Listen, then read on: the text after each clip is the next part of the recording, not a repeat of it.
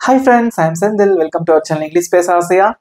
இன்னைக்கு டே 2 spoken English class 15 டேஸ்ல இன்னைக்கு டே 2. ஸோ டே 1 நான் என்ன சொல்லி கொடுத்தேன் சொல்லுங்க பார்க்கலாம். கமெண்ட்ல நம்ம என்ன படித்தோம், பார்ட்ஸ் ஆஃப் ஸ்பீச்னா என்னன்னு படித்தோம். ஸோ அதோட டைப்ஸ் எல்லாத்தையும் நான் வந்து உங்களுக்கு எக்ஸ்பிளைன் பண்ணேன். இன்னைக்கு வந்து டே 2 ரொம்ப இம்பார்ட்டண்ட்டான ஒரு டாபிக் தான் நான் உங்களுக்கு சொல்லி கொடுக்க போறேன். ஓகேவா? உங்க ஃப்ரெண்ட்ஸுக்கும் ஷேர் பண்ணுங்க, அவங்களுக்கு ரொம்பவே யூஸ்ஃபுல்லா இருக்கும். நம்ம சேனல் இன்னும் சப்ஸ்கிரைப் பண்ணாதவங்க சப்ஸ்கிரைப் பண்ணிக்கோங்க, பக்கத்துல இருக்க பெல் ஐக்கானை கிளிக் பண்ணி வச்சுக்கோங்க. இன்னைக்கு இந்த வீடியோ நான் என்ன சொல்லி கொடுக்க போறேன் அப்படின்னா, டே 2 டென்சஸ் இன்ட்ரடக்ஷன். ஸோ டென்சஸ் அப்படிங்கிறது வந்து இங்கிலீஷ்ல அவ்வளோ இம்பார்ட்டன்ட். ஏன் தெரியுமா? இப்போ நம்ம வந்து ஒரு சென்டென்ஸ் பேசுறோம்னா அது ப்ரெசண்ட்டை குறிக்கிறதா, இல்லை முடிஞ்ச ஒரு விஷயத்த குறிக்குதா, இல்லை இனிமேல் நடக்க போகிற விஷயமா அப்படின்னு சொல்லிட்டு நிறைய இருக்கு. தமிழ்ல சொல்லுவோம் இல்லையா, நான் படிக்கிறேன், நான் படித்தேன், நான் படிப்பேன். ஸோ மூணுக்குமே வித்தியாசம் இருக்கு. தமிழ்ல வீணோம், பிகாஸ் தமிழ் அப்படிங்கிறது நம்முடைய தாய்மொழி, அதனால வந்து தமிழ்ல நமக்கு எப்படி சொல்லணும்னு தெரியும். பட் இங்கிலீஷ்னு போகும்போது அதோட வித்தியாசத்தை கண்டிப்பா நீங்க தெரிஞ்சே ஆக வேண்டும். அப்பதான் வந்து இங்கிலீஷ்ல பேசும்போது தயக்கம் இல்லாம ஒரு பயம் இல்லாம நம்மளால வந்து பேச முடியும். ஓகேவா? ஸோ அந்த டென்சஸ் எத்தனை டைப்ஸ் இருக்கு, அண்ட் தென் அதோட இன்ட்ரடக்ஷன் பார்ட், அது ஏன் படிக்கிறோங்கிறத டீட்டெயிலாக உங்களுக்கு சொல்லிக் கொடுக்க போறேன். இன்னைக்கு இந்த வீடியோல சிம்பிள் ப்ரெசன்டென்ஸ் பத்தியும் எக்ஸாம்பிள்ஸோட உங்களுக்கு தெளிவா நான் உங்களுக்கு சொல்லி தர போறேன். ஓகேவா? ஸ்டார்ட் பண்ணிடலாமா? இங்கிலீஷ்ல 12 டென்சஸ் இருக்குங்க. மொத்தம் 12 டென்சஸ் தான் இருக்கு. ஓகேவா? ஸோ இந்த 12 டென்சஸும் நம்ம வந்து கத்துக்க போறோம். டென்சஸ் அப்படிங்கிறது என்ன அப்படின்னு பார்க்கும்போது, டென்சஸ்க்கு தமிழ்ல காலங்கள் அப்படின்னு சொல்றாங்க. ஓகேவா? இப்போ ஒரு செயல் இருக்கு, படிக்கிறது. ஓகே, ஸோ நான் படிக்கிறேன், இது வந்து இப்போ நடக்குது. ஓகே, நான் படிக்கிறேன், இது படிச்சு முடிச்சாச்சு, படித்தேன், ஒரு செயல் முடிஞ்சு போச்சு. இப்போதான் அந்த நோட் புக்கை நான் எடுக்கேன், இனிமேதான் படிக்கவே போறேன், படிப்பேன். அப்போ அந்த காலங்களை பொறுத்து அதோட சென்டென்ஸும் மாறிட்டே இருக்கும் இல்லையா? அதே மாதிரிதான் இங்கிலீஷ்லயும். ஸோ ப்ரெசன்ட், பாஸ்ட், ஃபியூச்சர் அப்படின்னு இருக்கும். இந்த மூணுமே ரொம்ப அவசியம். இந்த மூணுலையுமே நிறைய கேட்டகரி இருக்கு. கண்டினியூவஸா நடக்கக்கூடிய செயல் இருக்கு, தொடர்ச்சியா நடந்துட்டே இருக்கு. ஃபார் எக்ஸாம்பிள், நான் படிச்சுட்டு இருக்கேன், அரை மணி நேரமோ 1 மணி நேரமோ அந்த செயலை வந்து கண்டினியூஸா பண்ணியிருப்போம். நான் படிச்சுட்டு இருந்தேன், இந்த மாதிரி நிறைய இருக்கு இல்லையா? சென்டென்ஸ் வந்து எப்படி பேசினாலும், எப்படி குட்டிக்கரணம் அடிச்சாலுமே இந்த 12 டென்சஸ்குள்ள மட்டும்தான் நம்ம அடிக்க முடியும், என்ன பேசினாலுமே. ஓகேவா? அதனால இங்கிலீஷ்ல நீங்க பயப்படாம தயங்காம பேசணும் அப்படின்னா இந்த 12 tenses are very important. Okay, you should learn these 12 tenses. I am going to teach you in very simple method. Okay, right. So first வந்து அது என்னென்ன டென்ஸ்ன்னு பார்க்கலாம். தமிழ்ல அதுக்கு சென்டென்சஸ் எப்படி வருதுன்னு பார்க்கலாம். இதை ஃபர்ஸ்ட் தெரிஞ்சுக்கோங்க. அடுத்து நான் சிம்பிள் ப்ரெசன்டென்ஸ் உங்களுக்கு சொல்லித்தரேன் டீட்டெயிலா. ஓகே, இந்த 15 days கிளாஸ் வந்து நான் எதுக்காக ஷெட்யூல் பண்ணியிருந்தேன் அப்படின்னா, நிறைய பேர் டென்சஸ் வந்து எப்படி செந்தில் பிரதர் கத்துக்கிறது அப்படின்னு நீங்க கேட்டிருந்தீங்க. டென்சஸ்க்கு நம்ம வீடியோஸ் போட்டிருந்தாலும் இந்த 15 daysல ஒவ்வொரு கிளாஸ்லையும் ஒவ்வொரு டென்ஸ் பத்தி நான் டீட்டெயிலா நான் எக்ஸ்பிளைன் பண்ண போறேன். ஸோ டென்சஸ் தெரிஞ்சுக்கணும், கண்டிப்பா தெரிஞ்சே ஆகணுங்க. ஸோ அதனால உங்க நண்பர்களுக்கு ஷேர் பண்ணுங்க, அவங்களுக்கு ரொம்ப யூஸ்ஃபுல்லா இருக்கும். மறக்காம வீடியோ பிடிச்சிருந்தா லைக் பண்ணிட்டு பாருங்க. Okay, right. So simple present tense, simple past tense, simple future tense, இந்த 3 டென்ஸும் இங்கிலீஷ்ல ரொம்ப இம்பார்ட்டன்ட். ஏன்னா இப்போ நம்ம ஒரு சென்டென்ஸ் பேசுறோம்னா ஒன்று ப்ரெசென்ட்டை பத்தி பேசுவோம், இல்லை பாஸ்ட்டை பத்தி பேசுவோம், இல்லை ஃபியூச்சரை பத்தி பேசுவோம். ஸோ இந்த 3 tenses are very important in English. ஓகேவா? தமிழ்ல சென்டென்ஸ் எப்படி வருதுன்னு பாருங்க. ப்ரெசென்ட் அப்படின்னா இப்போ நடக்கிறது, நான் படிக்கிறேன், அவ்வளவுதான். சிம்பிளா இருக்கு பாருங்க, நான் படிக்கிறேன், அவ்வளவுதான். இப்போ நான் படிக்கிறேன், இன்னொரு 5 நிமிஷம் கழிச்சு நான் என்ன பண்ணேன்னு எனக்கே தெரியாது. இதுக்கு முன்னாடி 5 நிமிஷத்துக்கு முன்னாடி நான் என்ன பண்ணேன்னு எனக்கு தெரியாது. பட் இப்போ நான் படிக்கிறேன், that's it. Simple past tense அப்படின்னா நான் படித்தேன், படிச்சீங்க பட் இப்போ நான் படிக்கல அப்படின்னு அர்த்தம். சிம்பிள் ஃபியூச்சர் டென்ஸ் அப்படின்னா ஃபியூச்சர்ல நடக்கக்கூடிய ஒரு செயல், நான் படிப்பேன். ஓகே, ஸோ இனிமேல் நடக்க போகிற ஒரு செயல், படிப்பேன், படிக்கிறேன், படித்தேன், படிப்பேன். இதே மாதிரிதான் எந்த வெர்பு வந்தாலும் இதே மாதிரிதான். நான் வருகிறேன், வந்தேன், வருவேன், சமைக்கிறேன், சமைத்தேன், சமைப்பேன், எழுதுகிறேன், எழுதினேன், எழுதுவேன், விளையாடுகிறேன், விளையாடினேன், விளையாடுவேன். அந்த சென்டென்ஸ் எப்படி வருதுன்னு பாருங்க. ஒரு சென்டென்ஸை பார்த்த உடனே அது என்ன டென்ஸ் அப்படிங்கிறத நம்ம கெஸ் பண்ண முடியும். ஓகேவா? Next one, present continuous, past continuous and future continuous. Continuous டென்ஸ்ல 3 இருக்கு. ப்ரெசன்ட் கண்டினியூஸ் அப்படின்னா ப்ரெசன்ட்னா நிகழ்காலம், இப்போ ஒரு செயல் தொடர்ந்து நடந்து வந்தா அதான் ப்ரெசன்ட் கண்டினியூஸ். ஃபார் எக்ஸாம்பிள், நான் சாப்பிட்டுக்கிட்டு இருக்கேன். சாப்பிட்றது எவ்வளவு நேரம் சாப்பிடுவோம்? ஒரு 10 மினிட்ஸ் 15 மினிட்ஸ் சாப்பிடுவோமா? ஸோ அந்த செயல் வந்து அந்த 15 நிமிஷம் கண்டினியூஸா நடக்குது. இப்போ நான் சாப்பிட்டுக்கிட்டு இருக்கேன்னா கொஞ்ச நேரத்துக்கு முன்னாடி அந்த செயல் தொடங்குச்சு, இப்போ பண்ணிக்கிட்டு இருக்கேன், அவ்வளவுதான். ப்ரெசென்ட்ல ஒரு செயல் தொடர்ந்து நடந்தா அதான் ப்ரெசென்ட் கண்டினியூஸ். நான் படித்துக் கொண்டிருக்கிறேன். ஓகே, ஸோ கொஞ்ச நேரத்துக்கு முன்னாடி படிக்க உட்கார்ந்தேன். So I'm preparing for my exams. Okay, நான் படிச்சுட்டு இருக்கேன், இப்போ நடக்குது. பாஸ்ட் கண்டினியூஸ் டென்ஸ் அப்படின்னா நான் படித்து கொண்டிருந்தேன். 1 மணி நேரமாவோ 2 மணி நேரமாவோ இதுக்கு முன்னாடி நான் படிச்சுட்டு இருந்தேன், பட் இப்போ நோட் புக் கீழே வச்சாச்சு, இப்போ நான் படிக்கல. பாஸ்ட்ல ஒரு செயல் தொடர்ந்து நடந்து வந்திருக்கும், அதான் past continuous. Future continuous tense எப்படி இருக்கும் பாத்தீங்கன்னா நான் படித்து கொண்டிருப்பேன். நான் இப்போ படிக்கல, ஆனா நாளைக்கு நேரம் நான் படிச்சுட்டு இருப்பேன், பிகாஸ் எனக்கு 2 நாளைக்கு அப்புறம் எக்ஸாம் இருக்கு. படித்து கொண்டிருப்பேன், ஃபியூச்சர்ல ஒரு செயல் தொடர்ந்து நடக்கும். ஓகேவா? சென்டென்சஸ் எப்படி வருதுன்னு பாருங்க. இதுக்கு இந்த கொண்டுங்கிற வார்த்தை ரொம்ப முக்கியம், அண்டர்லைன் கூட பண்ணி வச்சுக்கோங்க. பேச்சு வழக்குல எப்படி வரும் பாத்தீங்கன்னா கிட்டு, நான் படிச்சுக்கிட்டு இருக்கேன், நான் படிச்சுக்கிட்டு இருக்கேன், நான் படித்துக் கொண்டிருக்கிறேன் அப்படின்னா அது கண்டினியூஸ் டென்ஸ். நான் படித்துக் கொண்டிருக்கிறேன், நான் எழுதி கொண்டிருக்கிறேன், நான் தூங்கிக் கொண்டிருக்கிறேன், இதெல்லாம் ப்ரெசன்ட் கண்டினியூஸ் டென்ஸ். பாஸ்ட்ல எப்படி வரும் பாத்தீங்கன்னா நான் படித்துக் கொண்டிருந்தேன், நான் சாப்பிட்டு கொண்டிருந்தேன், நான் விளையாடி கொண்டிருந்தேன். அப்ப அந்த கொண்டுங்கிற வார்த்தை எல்லாமே இருக்கவே இருக்காது. நெக்ஸ்ட் ஃபியூச்சர் கண்டினியூஸ்க்கு எக்ஸாம்பிள்ஸ் பாருங்க. நான் படித்துக் கொண்டிருப்பேன், நான் சென்னையிலிருந்து வந்து கொண்டிருப்பேன், நான் சென்னைக்கு போய் கொண்டிருப்பேன், நாளைக்கு நேரம் என் ஃப்ரெண்ட்ஸ் கூட நான் கிரிக்கெட் விளையாடி கொண்டிருப்பேன். ஃபியூச்சர்ல நடக்கக்கூடிய continuous action. Next present perfect tense, past perfect tense, future perfect tense. இந்த பெர்ஃபெக்ட்னாலே முடிந்த அப்படின்னு அர்த்தம். ஓகேவா? ஸோ ஒரு முடிந்த ஒரு விஷயத்தை பத்தி பேசுறது. ஃபார் எக்ஸாம்பிள், உங்கள்கிட்ட வந்து கேட்குறாங்க, நீ சென்னைக்கு போயிருக்கியா அப்படின்னு கேட்குறாங்க. நான் சென்னைக்கு போயிருக்கேன். 1 மாசத்துக்கு முன்னாடியோ 1 வருஷத்துக்கு முன்னாடியோ எப்பயோ சென்னைக்கு போயிருப்பீங்க. அதை ப்ரெசென்ட்ல ரிலேட் பண்ணி பேசுறதுதான் ப்ரெசென்ட் பெர்ஃபெக்ட் டென்ஸ். நான் சென்னைக்கு போய் இருக்கிறேன். இங்க பாருங்க, நீ படிச்சிருக்கியா அந்த கொஸ்டின்? நான் படித்திருக்கிறேன். படிக்கிறேன் அப்படின்னா சிம்பிள் ப்ரெசென்ட் டென்ஸ். படித்து இருக்கிறேன், சாப்பிட்டு இருக்கிறேன். நீ இந்த ஸ்வீட் சாப்பிட்டிருக்கியா? நான் இதுக்கு முன்னாடி ஸ்வீட் சாப்பிட்டிருக்கேன். ஓகே, அந்த மாதிரிதான். பாஸ்ட் பெர்ஃபெக்ட் டென்ஸ்ல எப்படி வரும் பாருங்க. நான் படித்திருந்தேன். இந்த கேள்வி நான் படிச்சிருந்தேன், ஆனா இப்ப எனக்கு மறந்துருச்சு. படித்து இருந்தேன், பாஸ்ட் பெர்ஃபெக்ட். படித்திருப்பேன், நாளைக்கு நேரம் இந்த கொஸ்டின் நான் தரோவா படிச்சிருப்பேன். ஸோ ஃபியூச்சர்ல ஒரு செயல் முற்று பெறும், அதான் வந்து ஃபியூச்சர் பெர்ஃபெக்ட் டென்ஸ். ஓகே, படித்திருக்கிறேன், படித்திருந்தேன், படித்திருப்பேன். One more example. வந்திருக்கிறேன், வந்திருந்தேன், வந்திருப்பேன். ஓகேவா? நான் பிரியாணி சாப்பிட்டிருக்கேன், சாப்பிட்டிருந்தேன், சாப்பிட்டு இருப்பேன். நாளைக்கு ஒரு பார்ட்டி இருக்கு, ஸோ நான் பிரியாணி சாப்பிட்டிருப்பேன். Right. Next present perfect continuous, past perfect continuous and future perfect continuous. These 3 tenses are advanced tenses in English. Okay, கொஞ்சம் advanced tenses. இங்க பாருங்க, இந்த continuous tenseையும் இந்த perfect tenseையும் மெர்ஜ் பண்ண மாதிரி இருக்கும். நான் present perfect continuous tense என்ன அர்த்தம்னா ஒரு certain period of timeக்கு ரொம்ப நேரமா ஒரு செயல் தொடர்ந்து நடந்து வந்துகிட்டே இருந்தா அததான் வந்து நம்ம perfect continuous tense சொல்லுவோம். ஃபார் எக்ஸாம்பிள், நாங்க 10 வருஷமா சென்னையில தான் வாழ்ந்துட்டு வரோம். அப்போ 10 வருஷத்துக்கு முன்னாடி சென்னையில போய் குடியேறினீங்க, இப்பவும் சென்னையில தான் இருக்கீங்க, பிரசன்ட்லயே அந்த செயல் கண்டினியூ ஆகுது. நீங்க கேட்கலாம், செந்தில் பிரதர், இதுக்கும் என்ன வித்தியாசம்? இங்க பாருங்க, படித்து கொண்டிருக்கிறேன், படித்து கொண்டே இருக்கிறேன், கொண்டே, அந்த லைனை பார்த்தாலே தெரியணும். இந்த இடத்துல வந்து நீங்க டைமை மென்ஷன் பண்ண முடியாது. எப்படி தெரியுமா? இங்க பாருங்களேன், ஒரு எக்ஸாம்பிள். இந்த இடத்துல நான் படிச்சுட்டு இருக்கேன் தான் சொல்ல முடியும், பட் இங்க என்ன சொல்லலாம், நீங்க டைமை மென்ஷன் பண்ணலாம். நான் 2 நாளா படிச்சுக்கிட்டே இருக்கேன். டைமை நம்மளால மென்ஷன் பண்ண முடியும். நாங்க 10 வருஷமா சென்னையில வாழ்ந்துட்டே இருக்கோம், இங்க பண்ண முடியாது. ஓகேவா?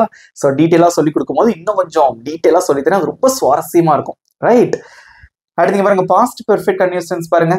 நான் படித்துக்கொண்டே இருந்தேன், நான் 3 மணி நேரமா படிச்சுட்டே இருந்தேன். ஃபியூச்சர் பெர்ஃபெக்ட் கண்டினியூஸ் டென்ஸ், நான் படித்துக்கொண்டே இருப்பேன்.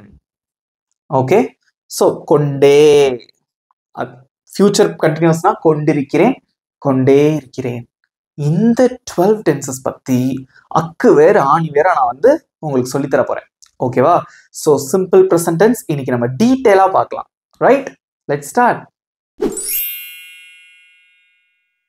சிம்பிள் பிரசன்ட் டென்ஸ்க்குள்ள நான் போறதுக்கு முன்னாடி உங்களுக்கு ஒரு क्वेश्चन. சென்டென்ஸ் அப்படினா என்ன? ஒரு சென்டென்ஸ்ல என்னென்ன இம்பார்ட்டண்டா இருக்கணும்? கமெண்ட்ல சொல்லுங்க. ரெண்டு விஷயம் ஒரு சென்டென்ஸ்ல இம்பார்ட்டன்ட், ரொம்ப ரொம்ப இம்பார்ட்டன்ட். அது என்னென்ன? ஒன்னு subject and another one is verb. Subject அப்படிங்கிறவங்க யாருன்னா ஒரு செயலை செய்யறவங்க தான் சப்ஜெக்ட்.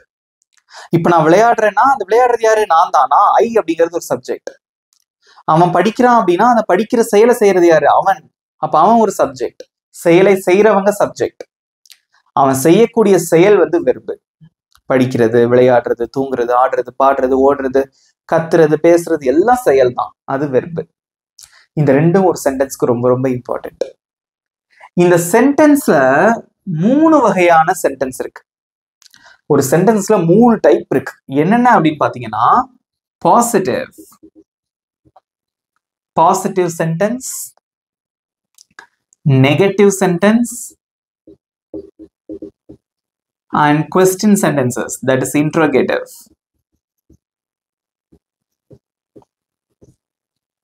பாசிட்டிவ்னா நேர்மறையான வாக்கியம். ஃபார் எக்ஸாம்பிள் அவன் வருகிறான். நெகட்டிவ்னா எதிர்மறையான வாக்கியம், அவன் வரல. இன்டர்ரோகேட்டிவ்னா கேள்வி வாக்கியம், அவன் வரானா? அவ்வளவுதாங்க.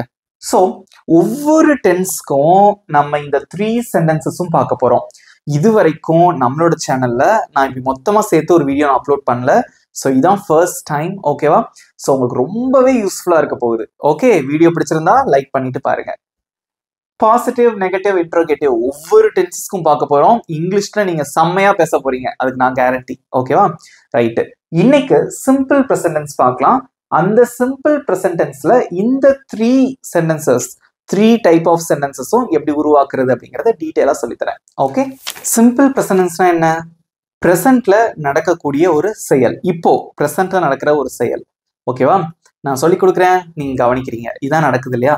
ஸோ இந்த மாதிரி பிரசன்ட்ல நடக்கக்கூடிய ஒரு செயல் தான் வந்து சிம்பிள் பிரசன்ட் டென்ஸ். இதுக்கு சென்டென்சஸ்லாம் எப்படி வரும் அப்படின்னா எழுதுகிறேன், விளையாடுகிறோம், படிக்கிறோம், வருகிறார்கள், அந்த மாதிரி இருக்கும். ஓகே, ஸோ இன்னொரு இடத்துலயும் நம்ம வந்து சிம்பிள் பிரசன்ஸை பயன்படுத்தும். எங்கன்னா மாறாத உண்மைகள். சூரியன் கிழக்கே உதிக்கும். Okay, the sun rises in the east. மேற்கே மறையும். பனிக்கட்டியை வெயிலில் வைத்தால் அது உருகிவிடும். இதெல்லாம் மாறாத உண்மைகள். சயின்டிபிக் ஃபேக்ட்ஸ், ஜெனரல் ட்ரூத்ஸ்க்கு நம்ம வந்து பயன்படுத்துவோம். ஸோ அந்த அளவு நம்ம டீட்டெயிலா போகாதீங்க. ஸோ சிம்பிள் பிரசன்ஸ்னா பிரசன்ட்ல பயன்படுத்துறது, அது மட்டும் போதும் இப்போதைக்கு நீங்க பேசுறதுக்கு. Okay, right. ஸோ இதோட ஸ்ட்ரக்சர், வடிவம் அப்படின்னு சொல்லுவாங்க. இங்கிலீஷ்ல கிராமர்னா என்ன தெரியுமா? அது ரூல் தான்.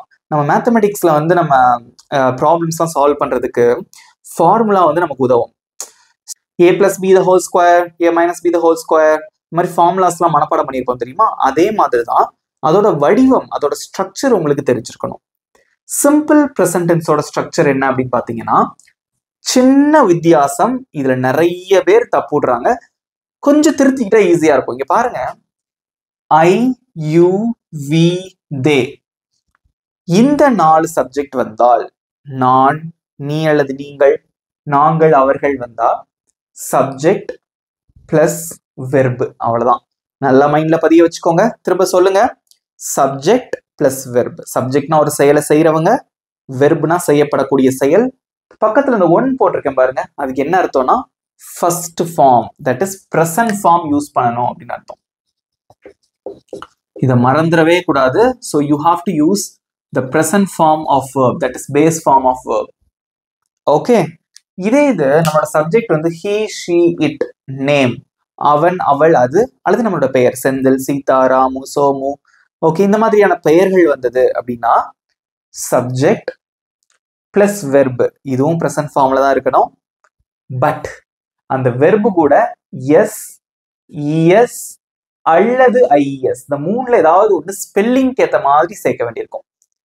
ஓகேவா? எக்ஸாம்பிள் பாருங்க. இப்ப நமக்கு சப்ஜெக்ட் வந்து ஹீன்னு வந்திருக்குன்னு வச்சுக்கோங்க, அவன் அப்படின்னு வந்திருக்குன்னா, இப்ப நம்மளோட வெர்பு வந்து கோ அப்படின்னு இருக்குன்னு வச்சுக்கோங்களேன். இதோட என்ன ஸ்பெல்லிங் சேர்த்தா கரெக்டா இருக்கும்? கமெண்ட்ல சொல்லுங்க. எஸ் சேர்ப்பீங்களா, இஎஸ் சேர்ப்பீங்களா, ஐஎஸ் சேர்ப்பீங்களா? S goes. நம்மளோட வெர்பு வந்து ஈட் அப்படின்னு இருக்குன்னு வச்சுக்கோங்களேன். இப்ப நம்ம சப்ஜெக்ட் வந்து ஷீ அப்படின்னு வந்திருக்கு. அப்ப வெர்பு கூட என்ன சேர்ப்பீங்க? ஈட்ஸ். அவ்வளவுதான். ஓகே, இப்ப நம்ம வெர்பு வந்து ஸ்டடின்னு இருக்குன்னு வச்சுக்கோங்க. இப்ப நமக்கு வந்து அவன் படிக்கிறான் அப்படின்னு வந்திருக்குன்னு வச்சுக்கோங்களேன். ஸ்டடின்னு இருந்தா அந்த ஒய்யை எடுத்துட்டு ஐஎஸ் சேர்ப்போம். ஸ்டடீஸ். இதான் அதுக்கு மீனிங். எஸ் இஎஸ் அல்லது ஐஎஸ் சேர்க்கணும். எந்தெந்த சப்ஜெக்ட்டுக்கு நல்லா பார்த்து வச்சுக்கோங்க. இந்த சப்ஜெக்ட்ஸ் வந்தா மட்டும். இந்த சப்ஜெக்ட்ஸ் வந்தா தேவையில்லை. எக்ஸாம்பிள் பார்க்கலாம். நீ விளையாடுகிறாய். நிறைய பேர் கமெண்ட் ஆன்சர் சூப்பரா பண்ணிருக்கீங்க. சப்ஜெக்ட் என்னது? நீ அப்படிங்கிறது இங்க சப்ஜெக்ட். அதுக்கு என்ன இங்கிலீஷ்ல? யூ. சப்ஜெக்ட் போட்டாச்சு. அடுத்து வெர்பு என்னது? விளையாடுறது தான் வெர்பு. அதுக்கு இங்கிலீஷ்ல என்ன? பிளே. You play. நீ விளையாடுகிறாய். நெக்ஸ்ட், அவன் வருகிறான். சப்ஜெக்ட் யாரிங்க? அவன். அதுக்கு இங்கிலீஷ்ல என்னது? ஹி. சோ இந்த ரூல் அப்படியே ஃபாலோ பண்ணுங்க. சப்ஜெக்ட் போட்டீங்க, அடுத்து வெர்பு என்னது? வர்றது. அதுக்கு என்ன இங்கிலீஷ்ல? கம். அப்படியே போட்டுடலாமா? போடக்கூடாது. இந்த ஸ்ட்ரக்சர் வரும்போது வெர்போட இந்த மூணுல ஏதாவது ஒண்ணு சேர்க்கணும். இதோட நம்ம எஸ் சேர்த்தாலே போதும். கரெக்ட். He comes. அவன் வருகிறான். நாங்கள் எழுதுகிறோம். நாங்க எழுதுறோம். நாங்கள். அதுக்கு என்ன இங்கிலீஷ்ல? we. வெர்பு என்னது? எழுதுறது. ஓகே, சோ we வந்திருக்கு. அப்ப வெர்போட நம்ம எஸ் எல்லாம் சேர்க்க தேவையில்லை. we write. we write. நாங்க எழுதுறோம். சோ இதான் வந்து பேசிக்கா இருக்கக்கூடிய சென்டென்ஸ் ஸ்ட்ரக்சர். இதை வச்சு நம்ம பெரிய பெரிய சென்டென்ஸ் நம்மளாவே பேசிக்கலாம். இங்க பாருங்க, நீ கிரிக்கெட் விளையாடுற, அதை எப்படி சொல்லுவீங்க? You play cricket. நீங்க டென்னிஸ் விளையாடுறீங்க, யூ பிளே டென்னிஸ். நான் டென்னிஸ் விளையாடுறேன், ஐ பிளே டென்னிஸ். அவன் ஸ்கூலுக்கு வர்றான், he comes to school. நாங்க ஒரு லெட்டர் எழுதுறோம், we write a letter. Extra வார்த்தையில் நம்ம சேர்த்துக்கலாம், பட் அதோட ஸ்ட்ரக்சர் இவ்வளவுதான். ஓகேவா? இப்போ நான் உங்களுக்கு என்ன சொல்லி தர போறேன் அப்படின்னா, இதெல்லாம் பாசிட்டிவ் சென்டென்சஸ். ஒரு சென்டென்ஸை வச்சு அதுக்கு பாசிட்டிவ், நெகட்டிவ், இன்ட்ரோகேட்டிவ் அப்படின்னு சொல்லிட்டு ப்ராக்டிஸ் பண்ண போறோம். வீடியோ ஸ்கிப் பண்ணாம பாருங்க. ரொம்ப ரொம்ப இம்பார்ட்டன்டான விஷயம். தெரிஞ்சிருக்கு அப்படின்னு சொல்லிட்டு நம்ம வந்து ப்ராக்டிஸ் பண்ணாம விட்டுறக்கூடாது. ஓகேவா?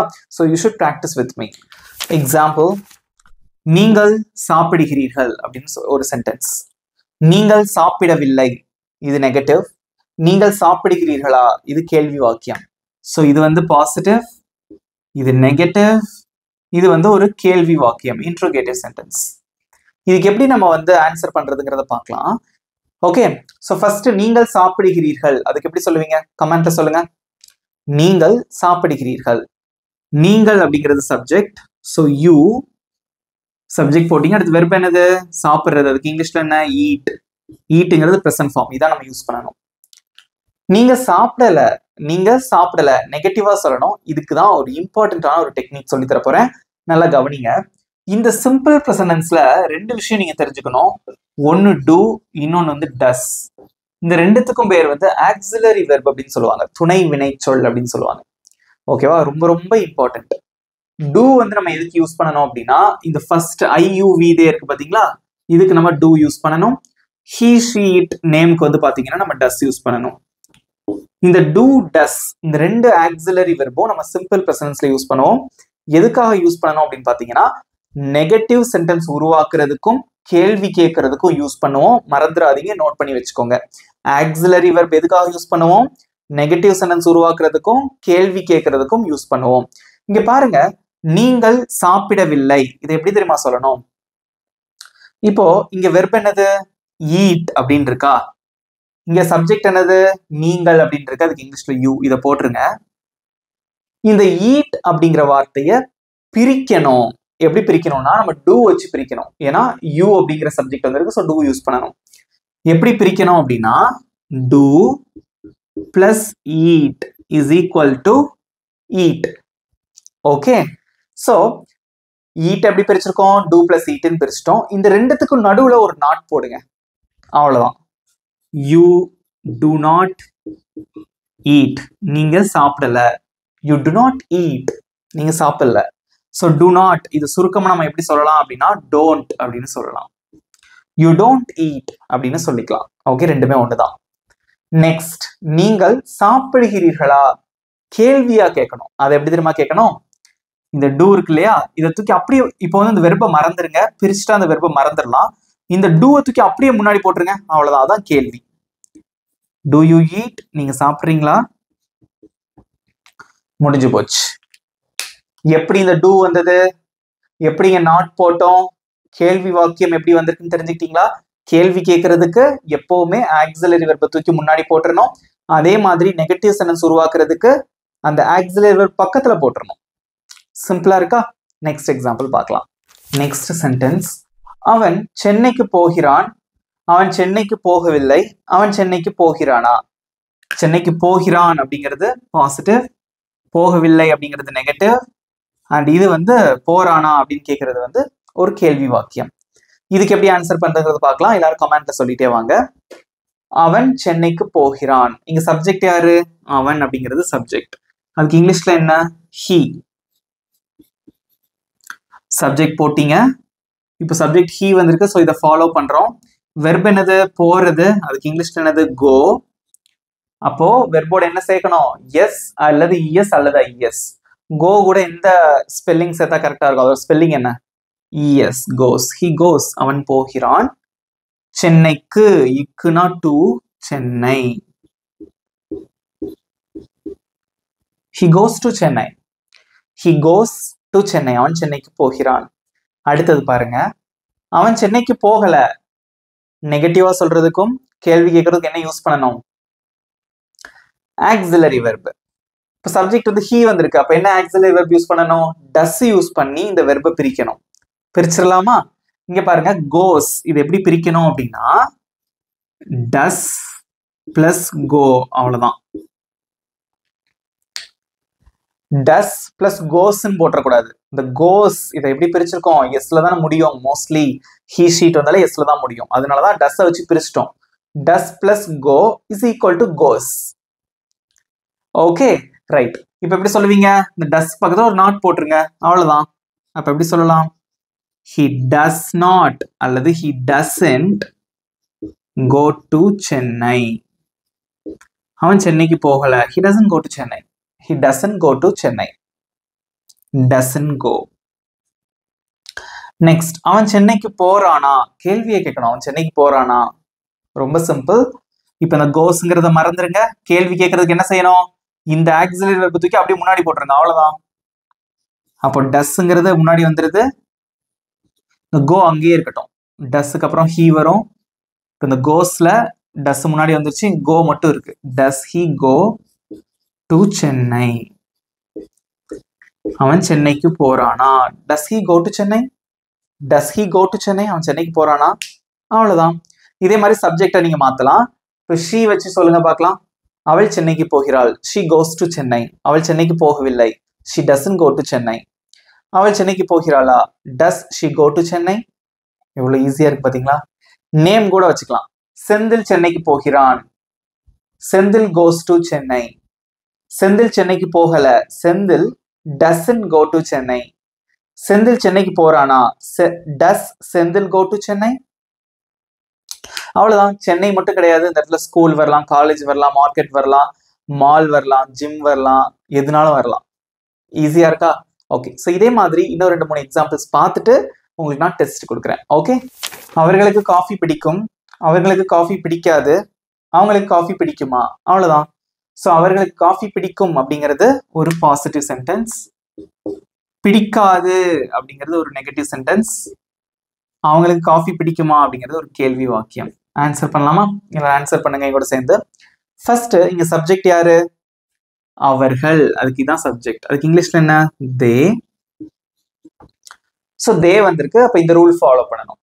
நல்லா ஞாபகம் வச்சுக்கோங்க. ஹீ ஷீட் வந்தா மட்டும்தான் நம்ம வந்து வெர்போட எஸ் எல்லாம் சேர்ப்போம், அது சேர்க்க தேவையே இல்லை. சிங்குலர் வந்தா மட்டும்தான் எஸ் சேர்ப்போம். ஓகே, எஸ் எஸ் அந்த மாதிரிலாம் சேர்ப்போம்.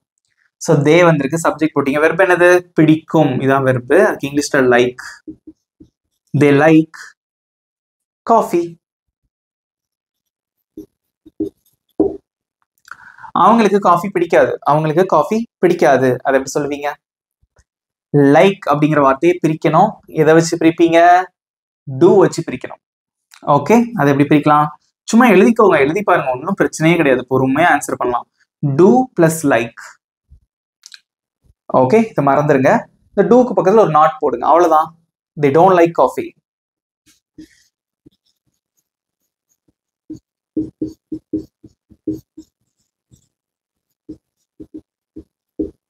நெக்ஸ்ட், அவர்களுக்கு காஃபி பிடிக்குமா, அவங்களுக்கு காஃபி பிடிக்குமா அப்படின்னு கேட்கணும். அதை எப்படி கேட்பீங்க? இந்த லைக்கை மறந்துருங்க, இந்த டூவை தூக்கி அப்படியே முன்னாடி போட்டுருங்க. அது எப்படி சொல்லலாம்? do they like coffee? மனப்பாடம் பண்ணி மட்டும் கத்துக்கவே கூடாது, ஓகேவா?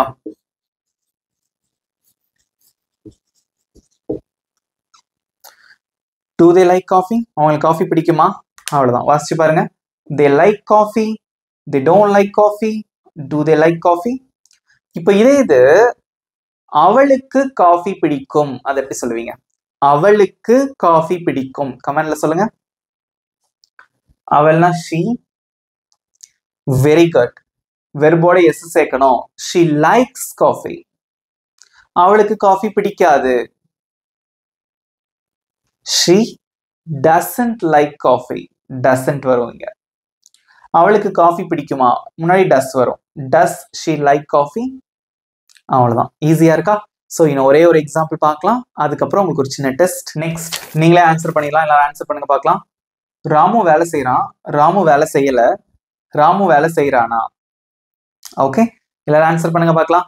ஸோ ஃபர்ஸ்ட் ஒன், ராமு வேலை செய்கிறான், அதை எப்படி சொல்லலாம்? கமெண்ட்ல சொல்லுங்க. இங்க சப்ஜெக்ட் யாரு? ராமுங்கிறவர் தான் சப்ஜெக்ட். ஓகே, ஸோ நேம் வந்திருக்கு, ராமு அப்படின்னு போட்டாச்சு, அது ஒரு சிங்குலர் நேம். இந்த இதை அப்படி ஃபாலோ பண்ணுங்க. சப்ஜெக்ட் போட்டீங்க, வெர்ப் என்னது? வேலை பார்க்கறது, இதான் வெர்ப். ஸோ வேலை செய்யறதுக்கு என்ன இங்கிலீஷ்ல? ஒர்க். ராமு ஒர்க். இதோட என்ன சேர்க்கணும்? ஸ்பெல்லிங்க்கு ஏற்ற மாதிரி ஏதாவது ஒன்று சேர்க்கணும். ராமு ஒர்க்ஸ், ராமு வேலை செய்கிறான். நெக்ஸ்ட், ராமு வேலை செய்யல, ராமு வேலை செய்யல, அதை எப்படி சொல்லலாம்? ஸோ இந்த ஒர்க்ஸ் அப்படிங்கிற வார்த்தையை பிரிக்கிறோம். எப்படி பிரிக்கலாம்? எஸ்ல முடிஞ்சிருக்கு, அது மட்டும் இல்லாம டஸ்ல தான் பிரிப்போம் இந்த சப்ஜெக்ட்ஸ்லாம் வந்தா. So does plus work. நல்லா பார்த்துக்கோங்க, இந்த இங்க ஒர்க் தான் வரணும். இந்த ஒர்க்ஸுங்கிறத திரும்ப இங்க போட்டக்கூடாது பிரிக்கும் போது, அதுக்கு தான் நம்ம டஸ் போட்டிருக்கோம். டஸ் plus work is equal to works. இப்போ இந்த டஸ்க்கு பக்கத்துல ஒரு நாட் போட்டுடலாமா? அவ்வளவுதான். Ramu doesn't work. ராமு வேலை செய்யல, Ramu doesn't work. Next, Ramu வேலை செய்யறானா, ராமு வேலை செய்யறானா, அதை எப்படி கேட்கலாம்? இந்த ஒர்க்ஸை மறந்துருங்க, இப்படி பிரிச்சு வச்சாச்சு, இந்த டஸ்ஸை தூக்கி அப்படியே முன்னாடி போட்டுறோம், அவ்வளவுதான். டஸ் ராமு ஒர்க், ராமு வேலை செய்யறானா, டஸ் ராமு ஒர்க், அவ்வளவுதான்.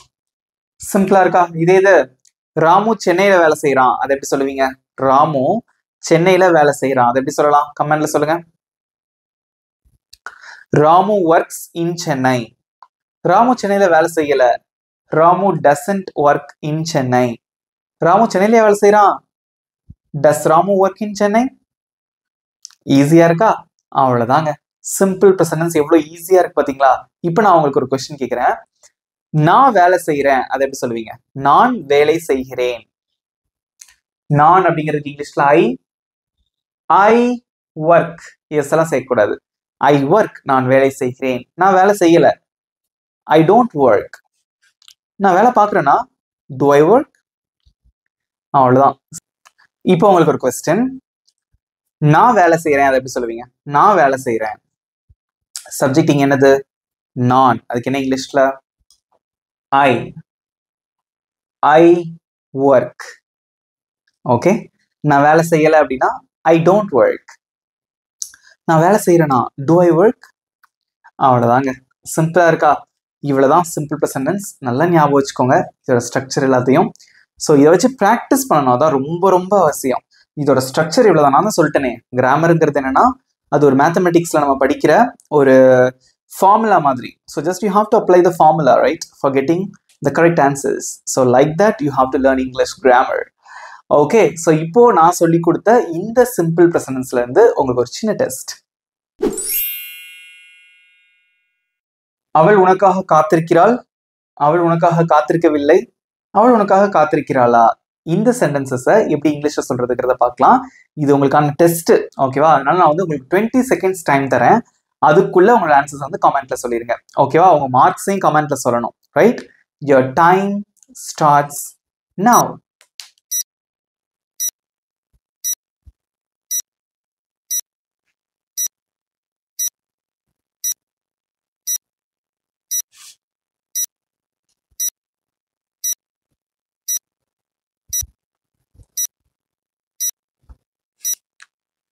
Time's up.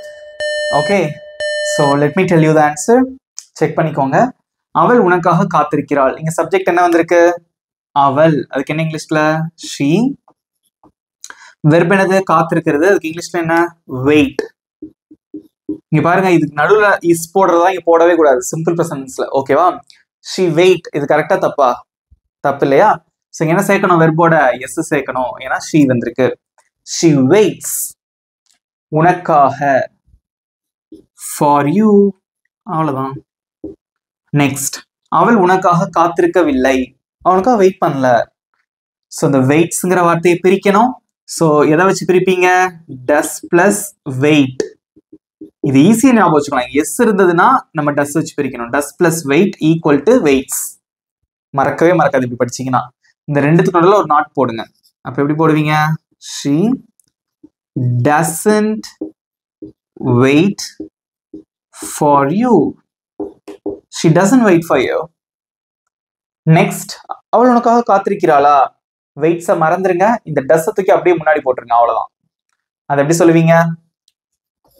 Does she wait for you? That's it. Does she wait for you? Does she wait for you? அவள் உனக்காக காத்திருக்கிறாளா? அவ்வளவுதாங்க. ஈஸியா இருக்கா? அவ்வளவுதான். எங்க எஸ் சேர்க்கணும், சேர்க்கக்கூடாது, இது மேட்டர் முடிஞ்சு. இவ்வளவுதான் சிம்பிள் ப்ரெசன்ஸ். பட் இன்னைக்கு வந்து பாத்தீங்கன்னா நீங்க பாசிட்டிவ், நெகட்டிவ், இன்டர்கேட்டிவ் மூணுமே கத்துட்டு இருக்கீங்க. Very good. ஸோ நிச்சயமா ப்ராக்டிஸ் பண்ணுங்க, உங்களால சூப்பரா இங்கிலீஷ் பேச முடியும். இந்த வீடியோ உங்களுக்கு பிடிச்சிருந்தா மறக்காம ஒரு லைக் பண்ணிக்கோங்க. ஓகே, இப்போ உங்களுக்கான ஒரு ஹோம்ஒர்க். நீ சமைக்கிறாய், நீ சமைக்கல, நீ சமைக்கிறியா? இதோட ஆன்சர் என்ன? இந்த மூணுத்துக்கும் எப்படி இங்கிலீஷ்ல சொல்லுவீங்க? உங்களோட ஆன்சரை மறக்காம காமெண்ட்ல சொல்லுங்க. உங்க ஆன்சர்ஸ்க்காக நான் வெயிட் பண்ணிட்டு இருப்பேன். ஓகே, ஸோ இதை வந்து உங்க நண்பர்களுக்கும் ஷேர் பண்ணுங்க. நிச்சயமா உங்களுக்கு யூஸ்ஃபுல்லா இருக்கும். இந்த மாதிரி 15 days கிளாஸ் நம்ம பண்ணிட்டு இருக்கோம், நடக்குது நம்ம இங்கிலீஷ் பேச ஆசை சேனல்ல அப்படிங்கிறத உங்க நண்பர்களுக்கும் சொல்லுங்க. ஸோ இங்கிலீஷ் வந்து சரளமா பேசணும் அப்படின்னு நினைக்கிற ஒவ்வொருத்தருக்கும் இது கண்டிப்பா ரொம்பவே பயனுள்ளதா இருக்கும். ஓகேவா? ஸோ இந்த வீடியோ எப்படி இருந்தது? உங்களுக்கு யூஸ்ஃபுல்லா இருந்ததா? நல்லா கத்துக்கிட்டீங்களா? புரிஞ்சுக்கிட்டீங்களா? இந்த மாதிரியான ஃபீட்பேக்ஸை வந்து மறக்காம கமெண்ட்ல சொல்லுங்க. எனக்கு அதுவும் ரொம்பவே உதவியா இருக்கும். நம்ம சேனலை சப்ஸ்கிரைப் பண்ணாதவங்க சப்ஸ்கிரைப் பண்ணிக்கோங்க. பக்கத்துல இருக்க பெல் ஐக்கானையும் கிளிக் பண்ணி வச்சுக்கோங்க. இதே மாதிரி நம்ம நெக்ஸ்ட் வீடியோல சிம்பிள் பாஸ்ட் டென்ஸ் பத்தி டீடைலா நம்ம கத்துக்கலாம். ஓகே, ஸோ நெக்ஸ்ட் வீடியோல பார்க்கலாம். Thank you friends.